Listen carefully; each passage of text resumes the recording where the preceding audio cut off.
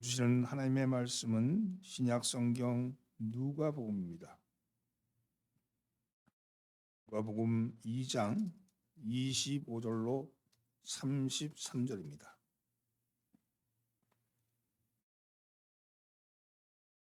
누가복음 2장 25절로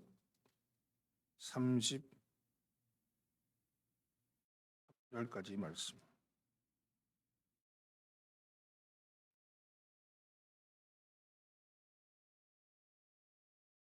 함께 봉독합니다. 예루살렘에 시므온이라는 사람이 있으니 이 사람은 의롭고 경건하여 이스라엘의 위로를 기다리는 자라. 성령이 그의 위에 계시더라. 그가 주의 그리스도를 보기 전에는 죽지 아니하리라는 성령의 지시를 받았더니 성령의 감동으로 성전에 들어가매 마침 부모가 율법의 관례대로 행하고자 하여 그 아기 예수를 데리고 오는지라. 시몬이 아기를 안고 하나님을 찬송하여 이르되 주제여 이제는 말씀하신 대로 종을 평안히 놓아 주시는도다. 내 눈이 주의 구원을 보았사오니 이는 만민 앞에 예비하신 것이요 이방을 비추는 빛이요 주의 백성 이스라엘의 영광이니이다 하니 그의 부모가 그에 대한 말을 놀랍게 여기더라. 아멘. 할렐루야. 할렐루야. 오늘도 예배에 참여하신 여러분들을 환영합니다. 옆에 있는 사람이 잘 나오셨습니다. 앞뒤 있는 사람들 은혜 받읍시다.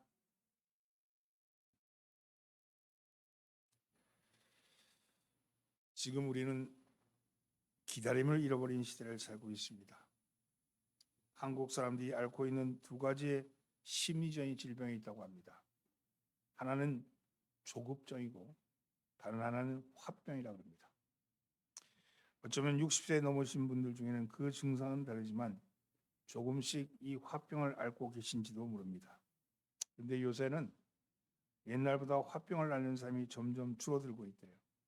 하고 싶은 말을 마음에 담아두지 않고 입으로 토해내는 시대를 살기 때문에 그렇답니다. 이 시대는 자기 감정을 표현하는 것을 당연히 여기고 있습니다. 그러다 보니 화병은 줄어드는 대신에 다투는 일은 더 많아졌습니다. 옛날에는 참던 것을 지금은 더 이상 참지 않는다는 뜻이겠죠. 이렇듯 화병이 줄어드는 반면에 조급증은 더욱 늘어나고 있습니다.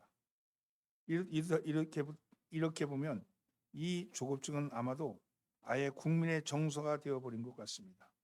우리는 무의식 중에 빨리빨리 말을 입에 달고 있습니다. 어린 자녀들이 부모들에게 이야기합니다. 어린 자녀들에게 부모들이 이야기합니다. 빨리 좀 일어나. 빨리 좀 밥 먹고 학교 가라. 빨리 숙제해라. 이렇게 빨리빨리가 그저 입에 접두어처럼 되어 있죠. 이 빨리빨리를 요구하는 자녀가 차라도 달라지지 않습니다. 빨리 좀 결혼해라. 빨리 좀 애 좀 낳아라.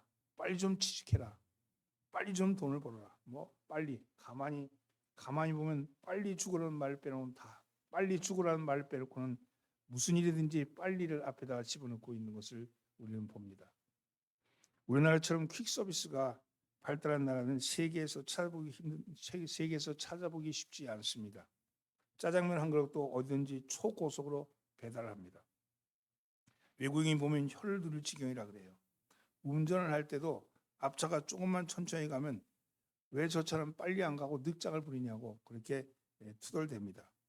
남의 차가 나보다 좀 빨리 가기라도 하면 갑자기 화가 나서 더 빨리 운전을 해냅니다. 이 초고속, 인터넷도 초고속입니다. 세계 어느 나라 가도 우리나라처럼 빠른 인터넷을 볼 수가 없다 그래요.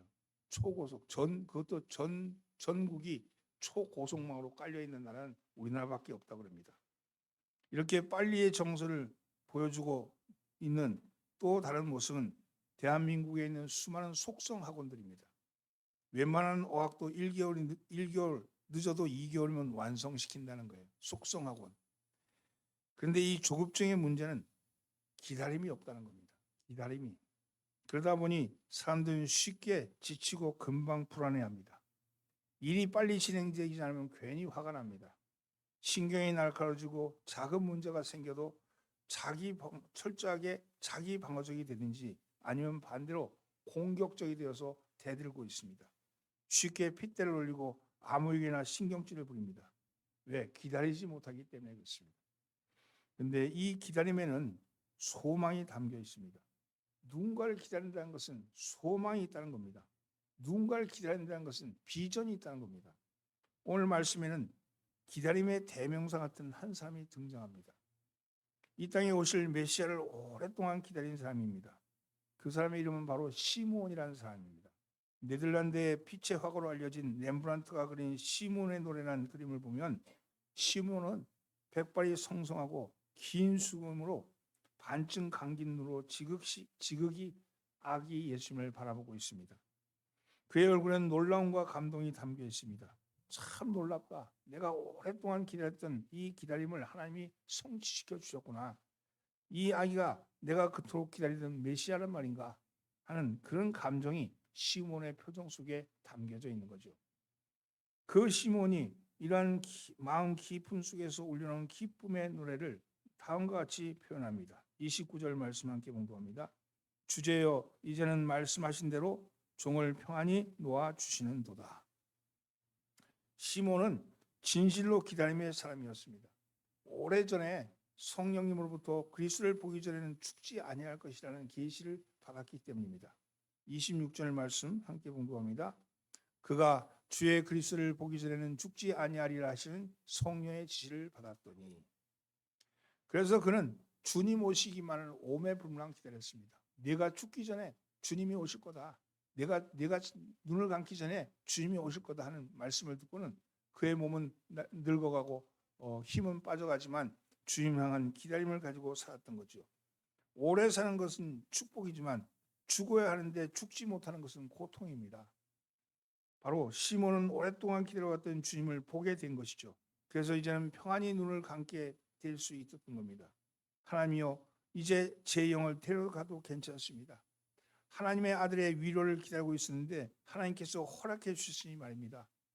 로마 제국의 엄청난 억압과 핍박 속에서도 신앙과 신앙의 자유와 나라를 잃어버린 이 이스라엘 백성에게서 하나님께서 구원의 역사를 보여주셨군요.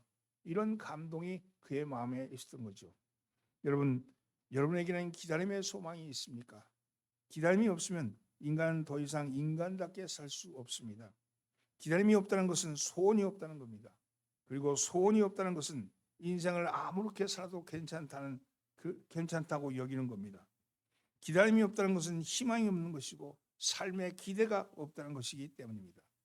오늘 우리도 시므온처럼 주님의 오심을 기다리는 사람들입니다. 시편 130편 6절 말씀에 그 기다림을 파수꾼의 기다림에 비교해서 설명합니다. 파수꾼이 아침을 기다림보다 내 영혼이 주를 더 기다린다니 참으로 파수꾼이 아침을 기다림보다 더하도다. 여러분, 군대 간 남자들은요, 군대 가면 두 가지만 하면 속된 말로 말뚝을 박아도 된다. 말뚝을 박겠다고 말합니다. 첫째는 저녁에는 일석저조고 또 하나는 보초 서는 일입니다. 보초 차이가 되면 아무리 추운 날이라도 일어나야 합니다. 곤이 작아다가도 한밤중이라도 일어나야 합니다. 전방에서 보초를 쓰게 되면 적군이 언제 넘어올지 모르는 상황이라 긴장도 하겠지만 후방에서는 정말 보초 서는 일이 크게 기나긴 시간입니다. 시간은 마치 거북이처럼 가지 않습니다. 그 무료함이라는 것은 이루 말할 수가 없습니다. 그래도 졸거나 잠들어서는 안 됩니다. 시간이 되기까지 기다려야 합니다. 오늘 시편 기자가 주님의 오심을 기다림이 파수꾼이 아침을 기다림보다 더하다고 한 말씀은 그런 의미에서 보면 참 정말 잘 표현된 말씀입니다. 마야의 달력에 의하면 지난 12월 20일이 지구의 종말의 당일이었다고 합니다. 이것을 믿는 사람들은 불안한 마음으로 기다렸다 그래요. 그러나 종말은 오지 않았습니다. 그러나 그렇다 해서 종말이 없어지는 것은 아닙니다. 분명 주님이 오신다고 약속했기 때문입니다. 요한복음 14장 18절에 내가 너희를 고아와 같이 버려두지 아니하고 너에게 오리라 이렇게 약속하셨기 때문입니다. 마태복음 24장 44절 생각하지 않은 때에 인자가 오리라 이렇게 말씀하셨습니다. 따라서 우리는 주님이 오심을 기다려야 합니다. 그렇다면 어떻게 기다려야 할까? 주님이 오시는 것을 무작정 기다리는 것이 아니라 어떻게 기다려야 할까요? 첫째는요, 분명한 상을 가지고 기다려야 합니다. 분명한 상, 이 상을 가지고 기다려야 합니다. 기다린다는 것, 소망한다는 것은 분명한 상이 있기 때문입니다. 그림이 있다는 것, 그림이 있다는 거예요. 여러분, 기다리면 그 분명한 상이 있어야 합니다. 그래서 믿음은 바라는 것의 실상이라 그러는데 그 바라는 실상이 분명해야 합니다. 그래야 기쁨을 가지고 기다릴 수 있기 때문입니다.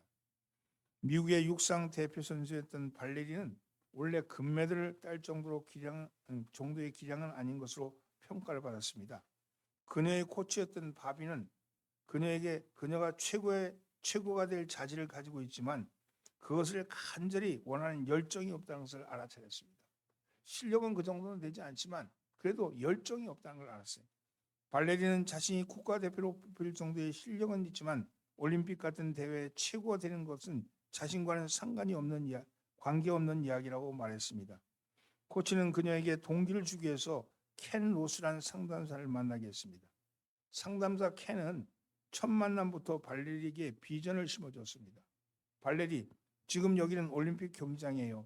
당신은 1등으로 결성을 통과하고 했고 많은 사람들이 당신에게 박수와 환호를 울리고 있어요.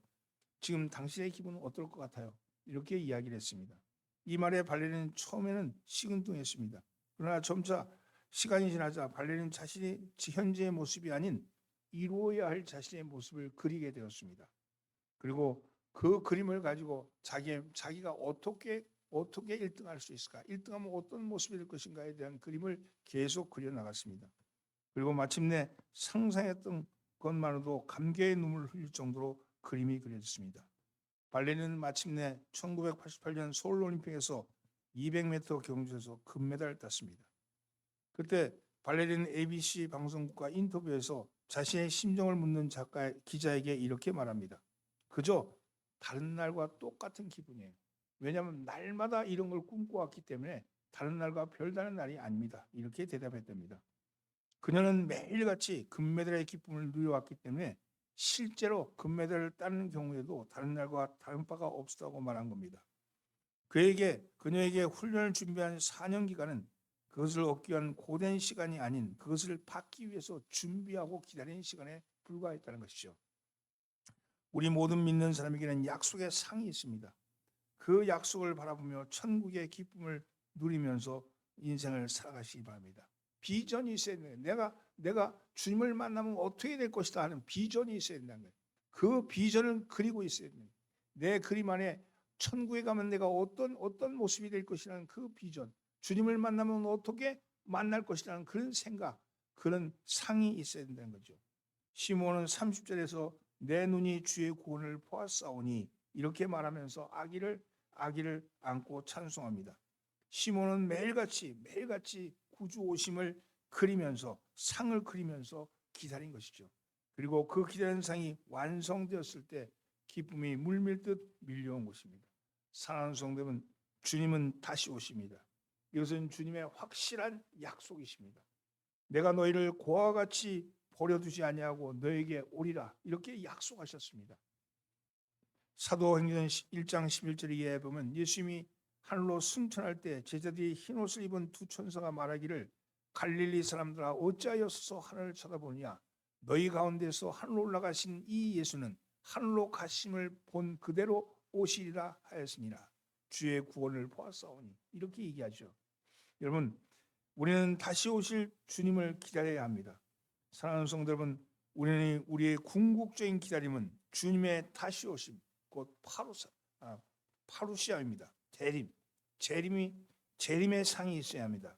파루시아, 재림의 이미지를 가지고 기다리십시오. 여러분, 그리는 그 모습으로 주님이 오실 것입니다. 주님의 재림을 기다리는 것이 바로 오늘 우리가 대림절을 생각하면서 기다림의 기간이라고 말씀합니다. 또한 깨어서 간절히 기다려야 합니다. 따라서 깨어서 간절히 기다리자. 정말로 기다리는 사람은 잠을 잘 수가 없습니다. 정말로 기다리는 밤새도록 깨어서 몸을 적절히 뒤척으면서 하얀 밤을 지새게 됩니다. 주님께서도 오시기는 오시는데 언제 오실지 알지 못한다고 하시면서 깨어 있으라.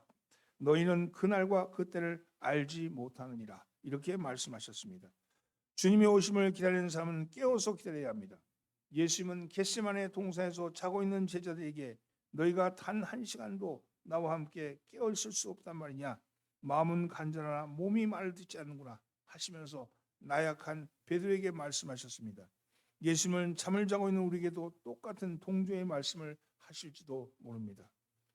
요즘 캐톨릭에서 유행하는 유머가 있는데, 예수님이 어느 마을에 나타나셨습니다. 맨 처음 예수님을 본 아주머니가 당황해서 사제관, 신부가 있는 사제관으로 달려갔습니다. 신부님 큰일 났어요. 예수님이 오셨어요. 저기 보세요. 막 교회 마당에 들고 있잖아요. 그러자 신부는 주교에게 얼른 전화했습니다. 주교님 어떡하죠? 예수님이 우리 교회에 오셨는데요. 그래서 주교가 잠깐 기다리라고 말하면서 교황청에 전화했습니다. 교황청에서 온 대답은 이거였습니다. 바쁜 척 하시오. 이렇게. 우리도 예수님을 기다린다고 하면서 막상 예수님께서 오시면 어쩔 줄 몰라 당할지도 모릅니다. 지금 나에게 예수님께서 오신다고 하면 우리는 어떻게 할까요? 마치 사단장이 갑작스러운 방문을 받은 중대장처럼 당하고 바쁜 척 할 일은 없을 것입니다.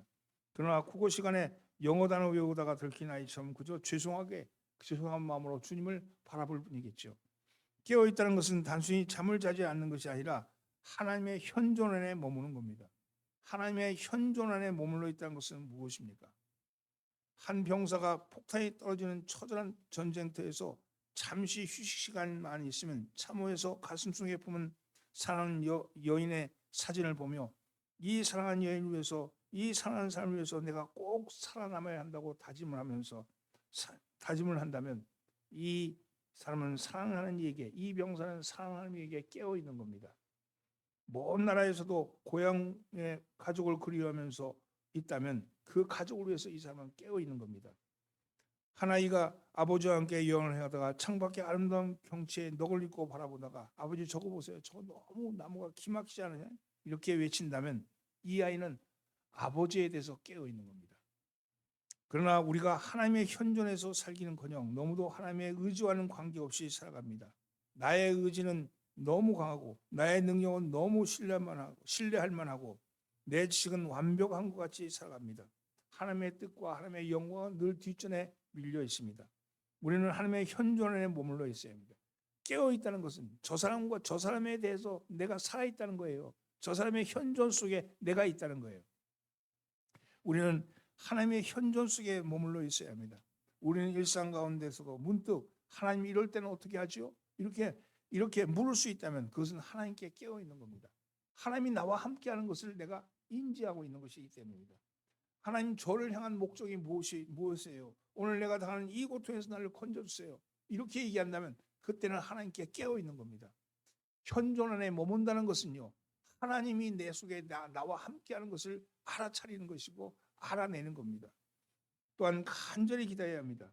기다림이 깊을수록 그 기다림은 간절합니다. 주님의 오심을 간절히 기다려야 합니다. 신약 성경은 기다림의 간절함을 신랑을 기다리는 신부의 마음으로 표현하고 있습니다. 구약 성경 시편 42절에 보면 하나님이여 사슴이 시냇물을 찾기에 갈급한 같이 내 영혼이 주를 찾기에 갈급하나이다. 목마른 사슴이 시냇물을 찾는 것에 갈급한 것 같이 내 영혼이 주를 찾기에 갈급하다고 하는 그렇게 노래함으로써 주님을 기다림을 표현했습니다. 시편 123편에 보면 하늘에 계신 주여 내가 눈을 들어 주께 향하나이다. 상전의 손을 바라보는 종의 눈같이 여주인의 손을 바라보는 여종의 눈같이 우리의 눈이 여호와 우리 하나님을 바라보며 우리에게 은혜 베풀어 주시기를 기다리나이다. 상전의 손을 바라보는 종의 눈같이 여주인의 손을 바라보는 여종의 눈같이 내가 주님을 바라보면서 주의 은혜 베풀기를 기다린다고 고백하는 같이 오늘 우리도 그러한 기다림이 우리 속에 간절함이 있어야 될 줄 믿습니다. 우리는 가난하고 배고픈 사람이 먹을 걸 찾듯이 감옥에 갇힌 이가 출구할 날을 기다리듯이 포로된 사람이 해방의 날을 기다리듯이 주님을 간절히 사모해야 합니다. 그런데 이 간절히 사모하는 기다림은 근거 없는 일방적인 기다림이 아니라 이미 이루어진 약속의 기다림이라는 사실입니다. 약속하신 그 기다림을 하셔야 합니다.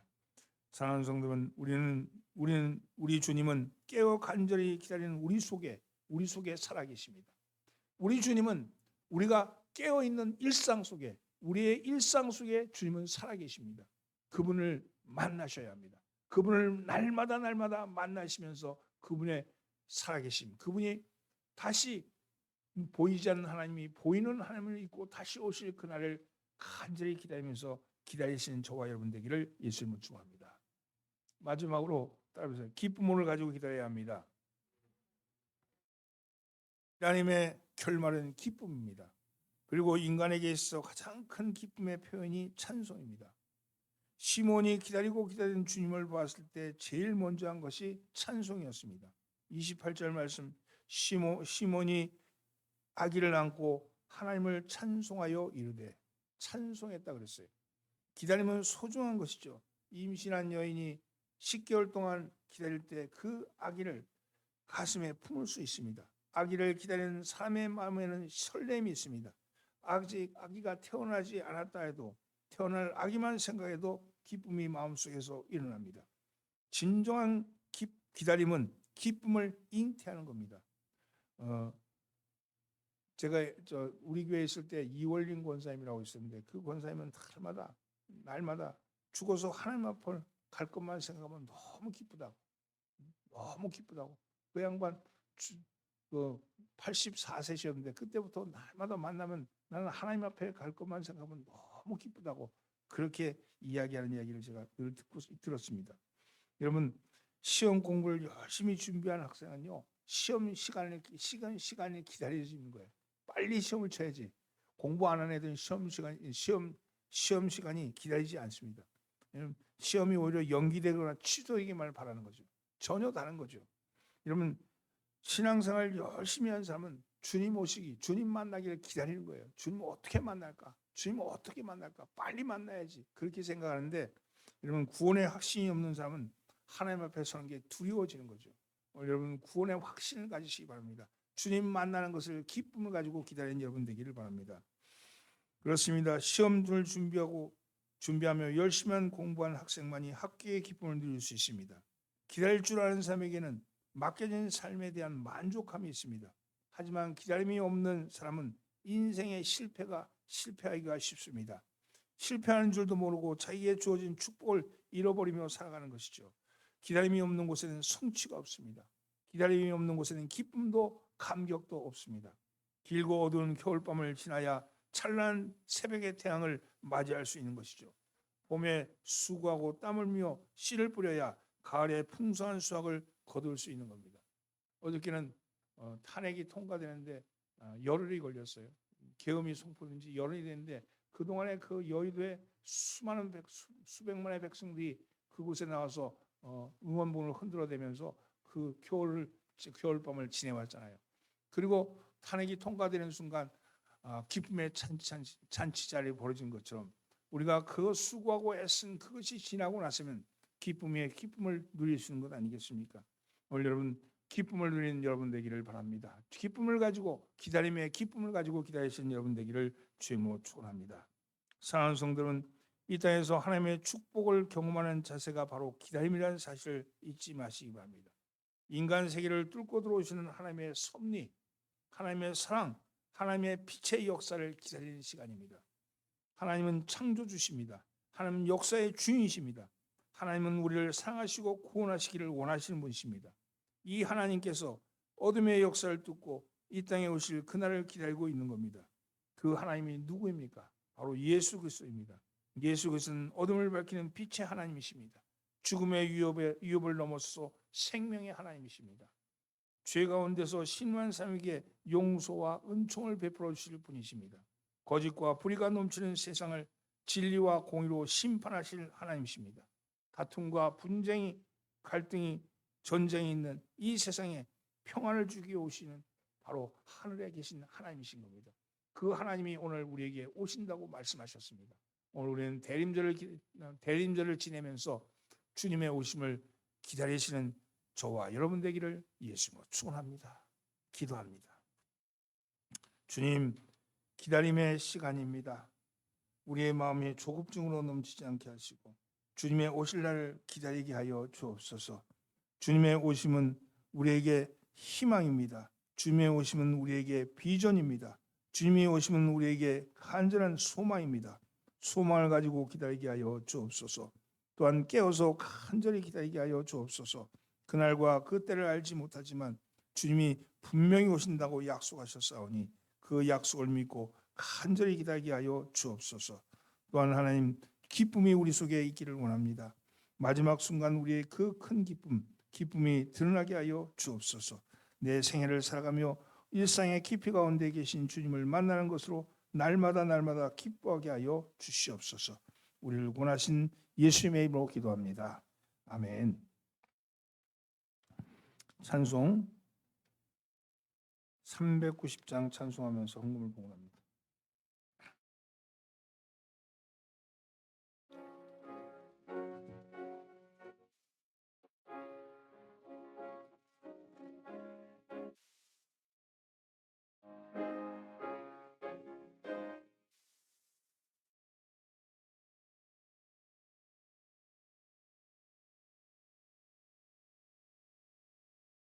예수가 우리 신이 평안하 주야의 사고 깨는 것 예수가 오늘이시네. 주날 항상 돌보시고 날 친히 거느리시네. 주날 항상 돌보시고 날 친히 거느리.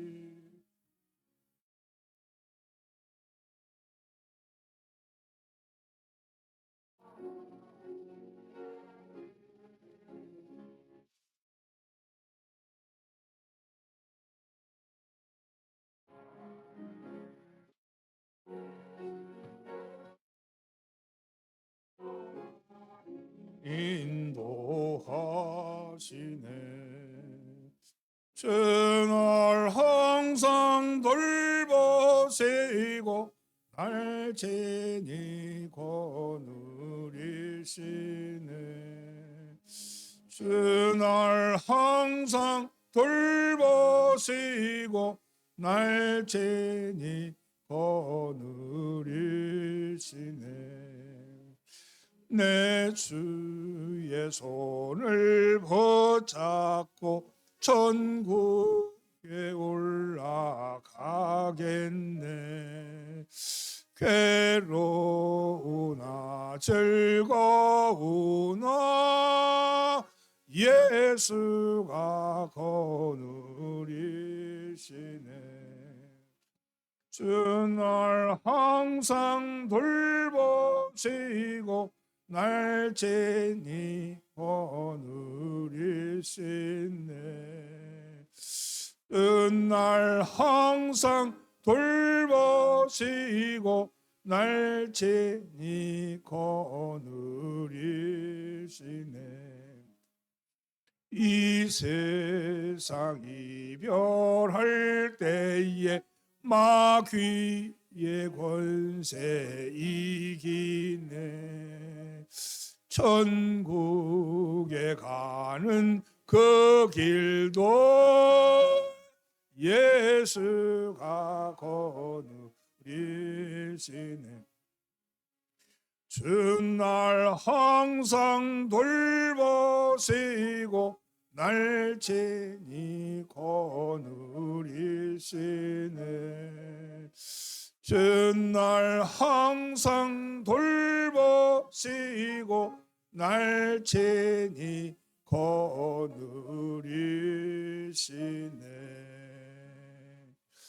아멘.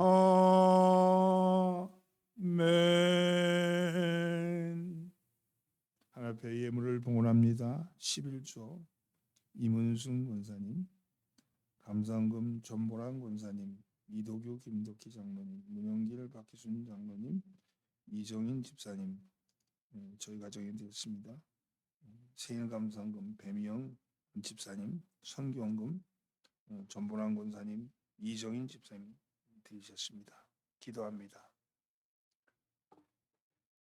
선한 자에게 긍휼을 베푸시는 하나님, 세상에 당연한 것은 하나도 없습니다. 수고한 손길이 있기에 매일 식탁에 식물이 올라오는 것처럼 저희가 살아가는 모든 일, 모든 것들이 서로 연대되어 있습니다.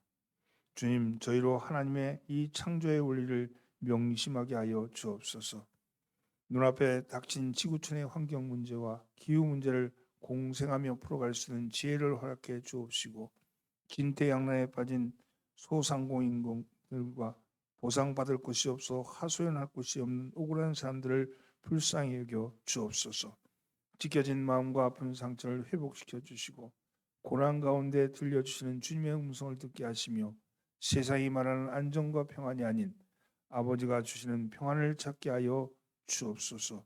이 시간 아버지께서 저에게 베풀어 주신 놀라운 은총을 기억하며 주님, 저희의 가진 것을 아버지 성별하여 주님께 드립니다.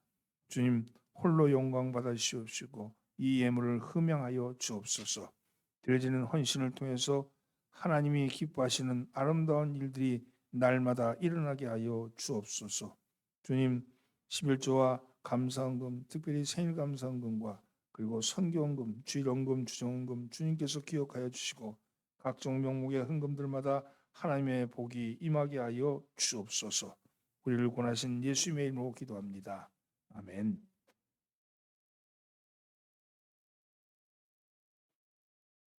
이제